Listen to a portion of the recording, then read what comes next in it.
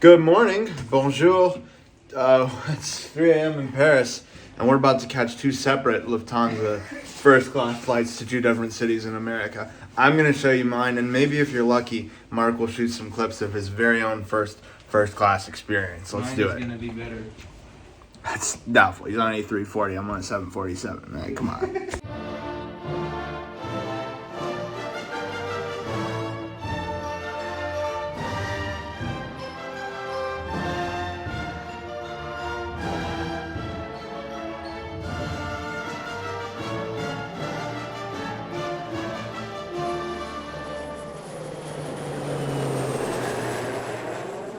Take some videos on your flight.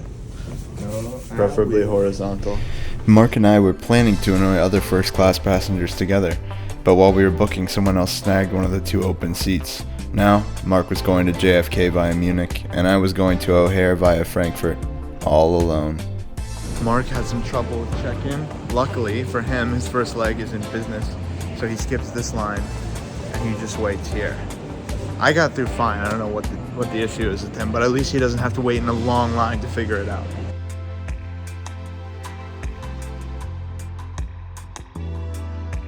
Mark's ticket issue is sorted, and now we're riding the really cool, futuristic, architecturally wonderful, crisscrossing moving walkways up to security, and we're blocking it for everyone who's actually trying to get through. What? Non, mais je crois que ça devrait pas être comme ça parce qu'ils m'ont envoyé un message. My first leg to Frankfurt was in economy, but Mark's was in business, so he got the expedited security, which means he got the privilege of waiting 5 extra minutes for me to get through. On our way to the lounge, we found an even better option. If you happen to be at Terminal 1 in Charles de Gaulle, there are 2 FIFA setups. Watch what's about to happen. He's about to get smoked. Unfortunately, I don't recall the exact score. Fortunately, the lounge opened at 5. How'd you find the lounge? The croissants were pretty good, but it was kind of small. You know, nothing Philip Morris. It was nice, really nice. Now, sending him off to Munich on his own. Here's that big long line. Marcus to go on priority boarding yet again. Godspeed, soldier. Give me a hug, bro. So it looks like, even though I'm in an economy ticket for the first leg, it's connected to the first class ticket for the second leg, so I have all the benefits of first class, including Group 1 boarding on this flight.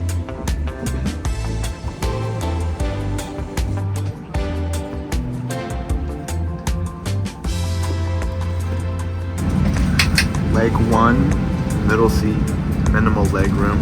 Let's fast forward through this part, it's not very interesting.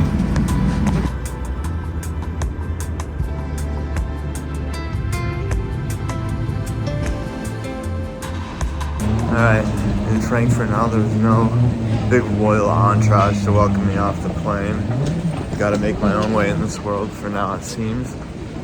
We'll see if we can find a first class terminal or a limousine or something resembling civilization.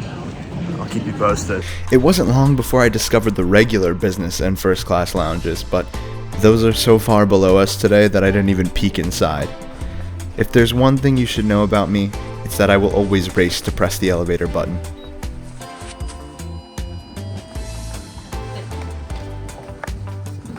That was unlike anything I've ever experienced. The lady in the first class lounge was like, you should go to the first class terminal so that you can get your limousine and they can do passport control for you. And she walked with me all the way to the end of the airport.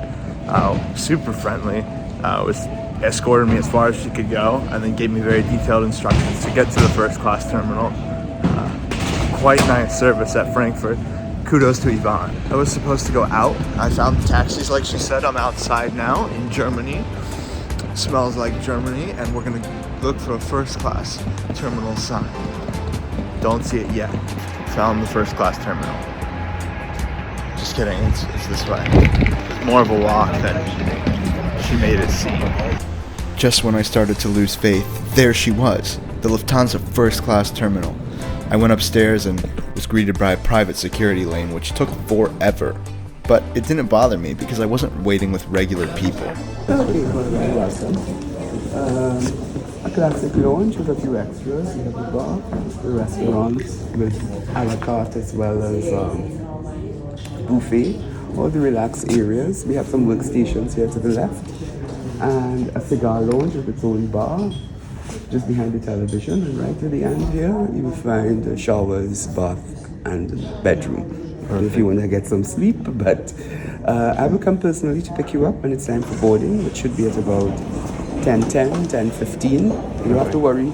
I will pick you up. Perfect. And you'll be driven to the flight. The passport goes downstairs to the immigration post and you collect it when you're leaving. Perfect. The terminal was so clean that I felt like Pigpen from Charlie Brown, so I made a mad dash for the shower suites, which were massive. It took me like 30 minutes to film all the little cracks and crevices before I could actually get in. The Balmain amenities were nice, but one constructive criticism I would have would be to make them easier to steal, like maybe smaller sizes to take home with you. Also really appreciated the dual shower heads. The water pressure was invigorating and I left feeling like a new man. There is a little guest book so you can leave notes for other rich people. This is how they communicate. But let's check in on Mark.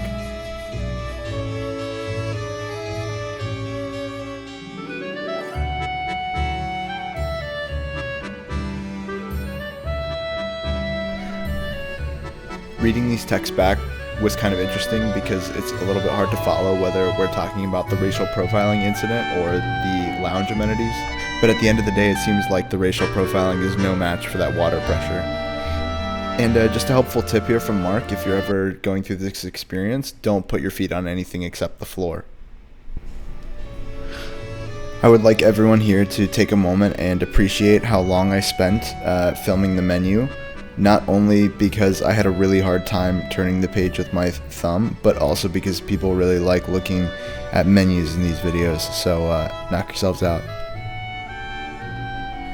If there's one thing you should know about me, it's that I always just drink shots of espresso, not because I love coffee, but because it gets it over with quicker. It was good though, like it wasn't bad. I ordered an a la carte, made to order omelet off the menu, and it was good. Like that's pretty good for an airport. And then I rounded it all off with some Laurent Perrier. In Shahnaz Habib's book, Airplane Mode, she says perhaps this is the underlying premise of luxury, to not see other people's needs. And I feel like that sums up this lounge pretty well.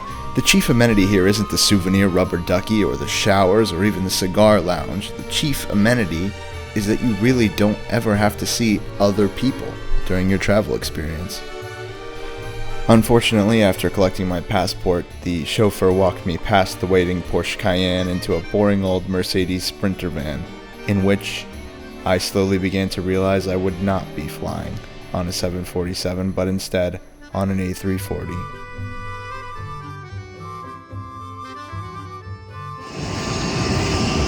Here we are. I've just found out it's an A340 instead of a 747, but that's alright. Look at that.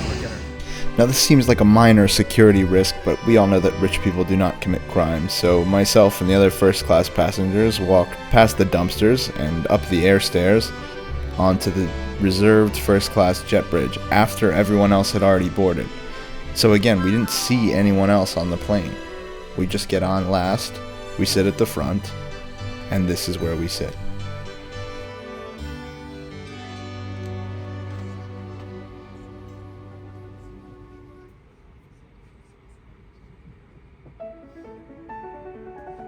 I had hardly sat down when I noticed that the aircraft next door was a beautiful, retro Queen of the Skies. Anyway, back to the cabin at hand, I realized that you don't need to put your backpack in the overhead bin when there's ample storage in the ottoman, which I think is pretty cool. After stowing my backpack, I began to stow the other freebies, like the slippers and the strangely not luxurious amenity kit. Before I felt like I had earned another glass of champagne.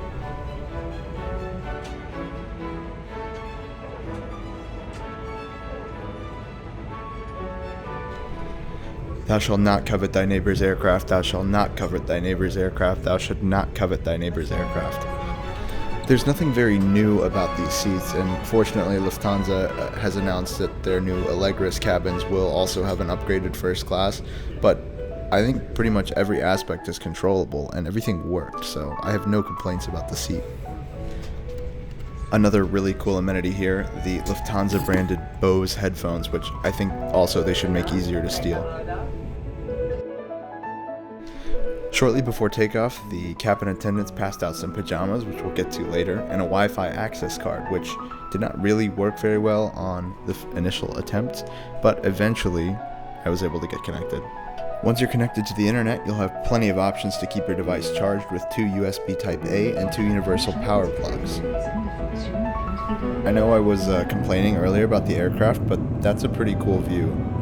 My hands were feeling kind of dry, but luckily they came out with these sopping wet towels and a plate to put them on after I dripped all over my pants. This is what I call the red wine turbulence meter, displaying how turbulent the takeoff was, and this is the amuse-bouche, which is so fancy that I do not know what was in it. The slippers are not your average hotel slippers, they were exceedingly comfortable, and the putting on of the slippers indicates that we are approaching the part of the video that you hungry people are really going to get excited about. This is the meal service. I am one of those hungry people who was excited for this part. We started strong with some bread, which as you know is the foundation of the food pyramid, before moving on to caviar. This is only the second time in my life I've ever had caviar, and boy does it show. I hope you'll enjoy watching me struggle here to get about 2 drops of juice out of this lime and onto the caviar. While this cabin is significantly lacking in privacy based on modern first-class standards, this privacy barrier does go a long way to prevent your neighbors from judging your caviar eating skills. Which reminds me, let's check on how Mark's doing with his first caviar experience. يا جدعان والله باكل الكافيار كأنه فول بنغمزه عيش وملح. يلا احلى مسا جدعان. Hey Mark, really appreciate you taking videos here. It's a great video. Next time can we just try to do it horizontal instead of vertical? That would be awesome, but thanks for the video. Also, I don't really speak Arabic very well, so I don't really understand what he was saying, but I think he's making a joke about how like caviar is like fool, which is like fava beans. It's like a breakfast in Egypt, and it's not very fancy, so that would be the joke there. If you speak Arabic, feel free to go ahead and correct me in the comments. Alright, back to the journey. The lobster confit and the cauliflower soup especially both knocked my socks off. I don't want to wade too far into Anton Ego food critic territory.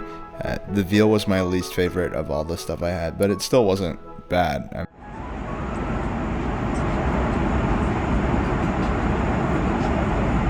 It's pretty good.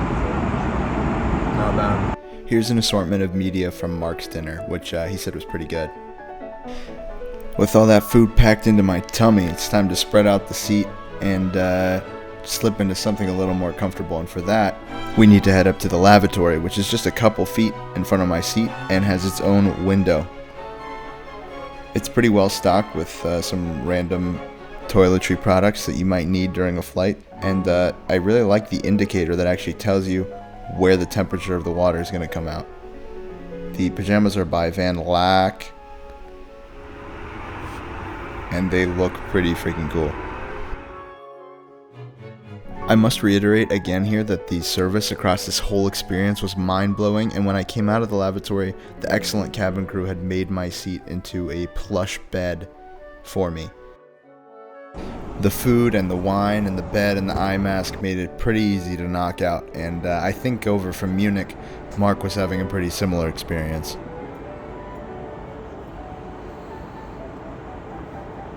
When I woke up, I went and played with the toilet seat a bit, which couldn't seem to stay vertical, and don't worry, I washed my hands very thoroughly after that, changed back into my street clothes, and then went back to settle into my comfortable seat for the rest of the flight. Also, not only does the Ottoman store your backpack for you, but it will move towards you for the short kings out there or for people who want easier access to their backpacks. There's no better way to wake up than in the sky with fruit and tea. Assalamu alaikum.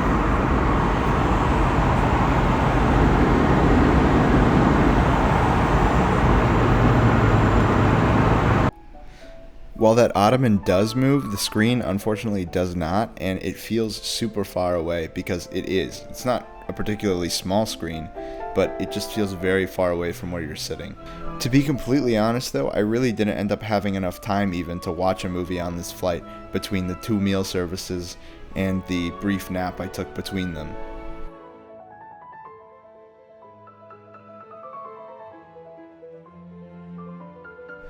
I did, however, end up using the last hour or so of the flight to rewatch the ending of Past Lives and enjoy some of the meal options available off the Order Anytime menu, which is also a great perk. Those sliders with the soba salad, excellent, A1.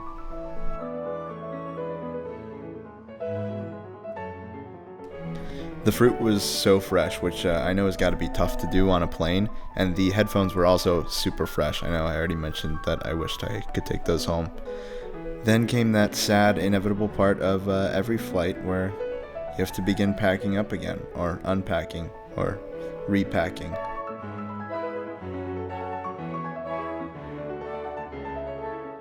The cabin crew came around and gave everyone a thank you gift for flying first class, which was a little wooden box with different chocolates from all around the world. And I watched our final approach into Chicago O'Hare through all 4 of my windows.